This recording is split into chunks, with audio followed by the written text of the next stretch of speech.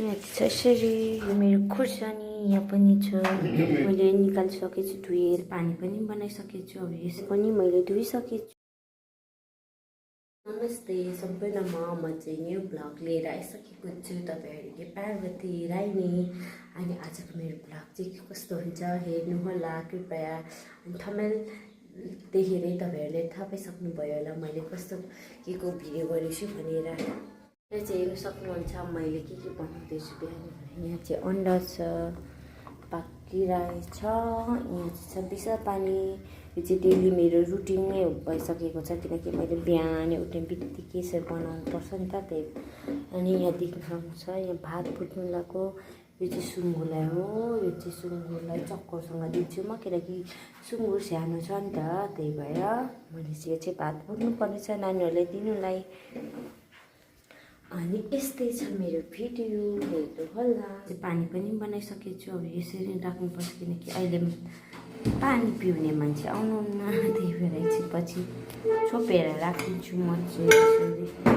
सक्नुहुन्छ प्याज छ यो चाहिँ काट्नु पर्नेछ अब एकखेप भात भुट्नेमा चाहिँ लाउनु पर्नेछ कि त्यही भएर मैले चाहिँ यहाँ अब काट्नु लाग्छु प्याज अनि दाल यो दाल चाहिँ पकाउनु पर्नेछ त्यही भएर यहाँ चाहिँ प्याज र दाल छ यो चाहिँ प्याज चाहिँ किन धेरै छ भने हुन्छ ल यहाँ चाहिँ चाम्रेमा नि अनि दालमा नि म झानाएर लाउँछु कि दालमा त्यही भएर चाहिँ हो। यसरी छ मेरो चाहिँ भात यो चाहिँ प्याजसँग मजाले म त्यसरी भुट्छु नानीहरूलाई खानुलाई यसरी यहाँ दाल पनि हुँदैछ यो पनि छ यो पनि हुनु लाग्यो मेरो चाहिँ यहाँ आलु चिप्स बनाउनु लाग्छु यो चाहिँ यहाँ छ अनि यहाँ छ अनि यहाँ पनि छ यो चाहिँ चिप्स मजाले धोएर चाहिँ यसलाई सुकाउने हात पनि यस्तो मैला छ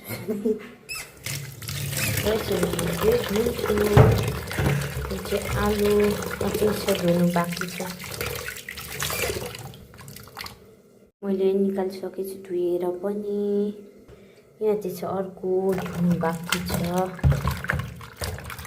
यसको प्रोसेस अलिक धेरै छ यो चाहिँ मैले धेरै बनाइनँ किनकि यो चाहिँ टुक्रिन्छ अरे अलिक त्यही भएर मैले थोरै बनाएको यो चाहिँ यस्तो खालको चाहिँ यसलाई मजाले धोएर सुकाउनु पर्नेछ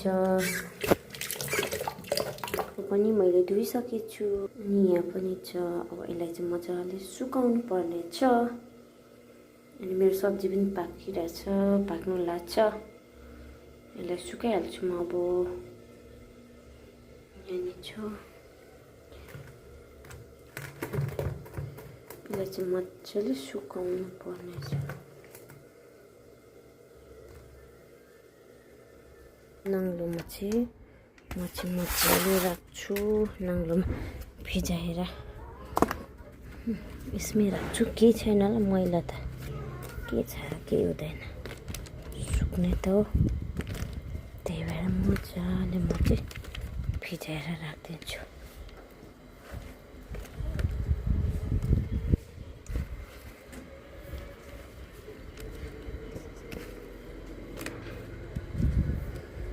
मजाले त भएको छैन तर पनि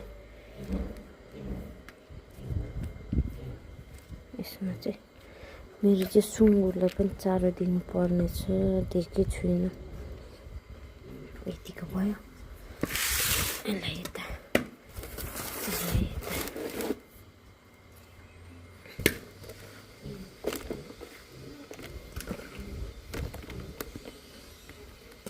यो चाहिँ छ उयो अस्ति बेसार चाहिँ गरेर राखेको थिएँ केही हुँदैन बेसारको कलर लाग्दा पनि केही हुँदैन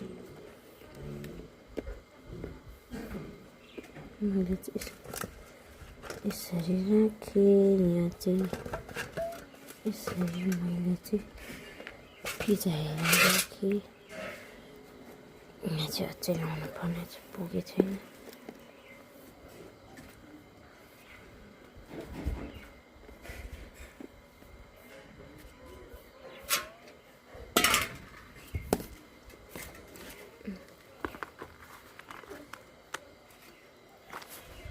अझै चाहिने हो कि क्या हो?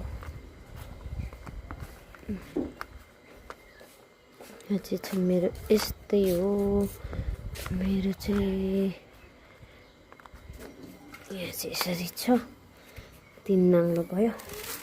अझ यहाँ एउटा छ, यहाँ नि मैले राख्छु।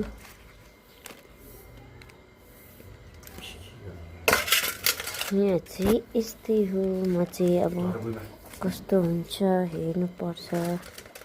अब यो चाहिँ म रेसिपी लाउँछु अर्को भिडियोमा चाहिँ यसको कस्तो हुँदो रहेछ भनेर है त। यहाँ चाहिँ यस्तै छ। यहाँ मेरो चाहिँ आज त सुक्दैन होला, मेरो भिडियोमा चाहिँ यस्तै हो। मेरो चाहिँ 4वटा भयो। झिँगा पो आउनु थाल्यो हो, के गर्नु? त्यही झिँगाले चाहिँ काम बिगार्ने भयो।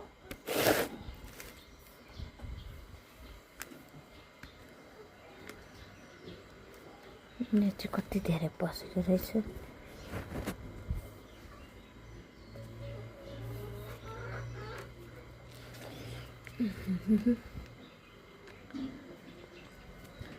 कसलाई थाहा छैन, कसलाई थाहा छैन, म खोलेर भन्न पो भएको छैन, तर कसलाई थाहा छैन,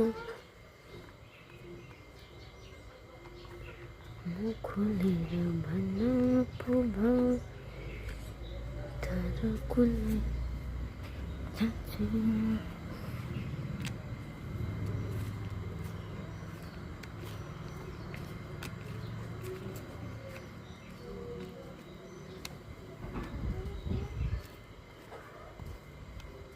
यो चाहिँ मैले थोरै बनाएको, धेरै चाहिँ हुँदैन रे, सबै यस्तो टुक्रा टुक्रा हुन्छ, त्यही भएर मैले चाहिँ थोरै बनाएको।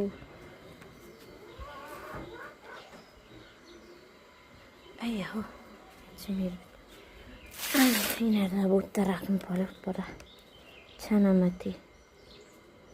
छानामाथि घेरौला, के दिन्छ हेरौला है त गाइज। गाइज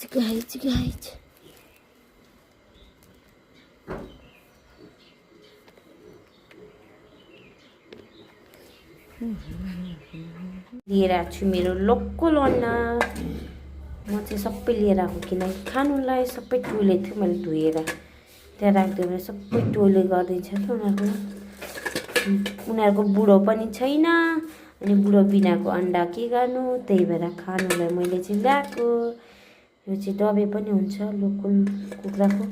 अनि यो चाहिँ कस्तो, यो जस्तो ब्रोइलर कुखुराको अन्डा जस्तै छ। यो दुईवटा चाहिँ यिनीहरू चाहिँ सफेद सेतो कलरको छ, सेतो कलरको।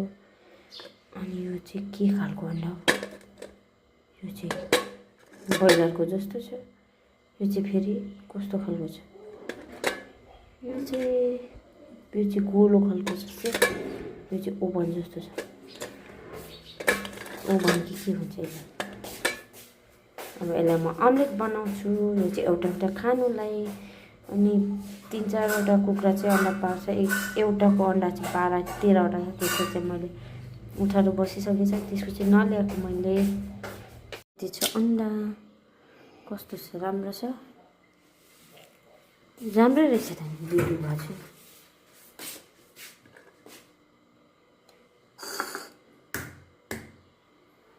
यो नि राम्रै होला, राम्रै रहेछ। यो चाहिँ गर्नु त, यो कुन कलरको हो, यो चाहिँ उयो जस्तो छ अर्कै कुखुराको। राम्रै अन्डा बोकेर आएछ क्या। अनि राम्रै अन्डा हुन्छ नि हो, अन्डा बनाउँछ होला। यो त रानी छ त नि छ दुईटा। यो बाउलाई एउटा, यो मलाई। यहाँ चाहिँ अन्डा चाहिँ यति बाँकी छ। जे छ मेरो खुर्सानी, यो चाहिँ मेरो खुर्सानी हो। अब यसलाई चाहिँ म चटनी बनाउनुलाई चाहिँ टिप्नु आएको। म पिरो होला हौ यो त यहाँ त के हो भएको नभएको यति यो सबै टिप्याउनु पर्यो फेरि फुल पनि छैन त फेरि यहाँ पनि छ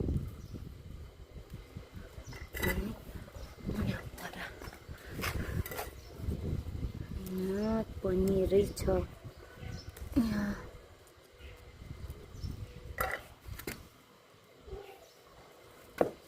यो चाहिँ मेरो खोर्सानी आफ्नै फलाएको खोर्सानी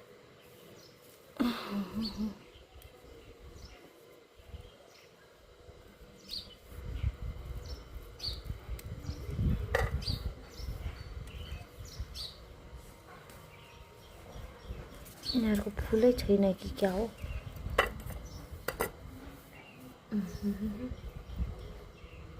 यहाँ परन्छ यहाँ नि छ हो मेरो खोर्सानी खानु पनि पाइयो फलाएको चिज मिठो हुन्छ के पो भन्छ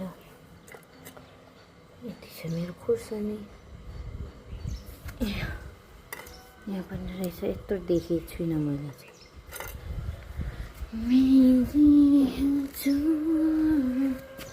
सबै टिपिहाल्नु पर्यो फुल त छैन फेरि फुलै छैन ल कहाँ छ र त्यो खोर्सानी पनि छैन यो चाहिँ यति भयो खोर्सानी यहाँ छ यसरी यो चाहिँ प्याज लाउनु पर्ने छ मेरो खोर्सानी यहाँ पनि छ यहाँ चाहिँ पिर्नु पर्ने छ यहाँ चाहिँ छ लसुन यहाँ चाहिँ अब पिर्नु पर्ने छ खोर्सानी चटनी बनाउनु पर्ने छ चटनी पनि गरेछु यो चाहिँ खास गरी सुकाउनु मिल्दैन रहेछ मलाई थाहा भएन नसुकाइकन चाहिँ बनाउनु पर्ने रहेछ सुकाएर यस्तो हुने रहेछ कि यस्तो नराम्रो हुने रहेछ यो मेरो भिडियो चाहिँ फर्स्ट टाइम आलु चिप्स पनि बनाएको यस्तो भयो के गर्नु अर्को भिडियो अर्को पालि चाहिँ नसुकाइ बनाउनु पर्यो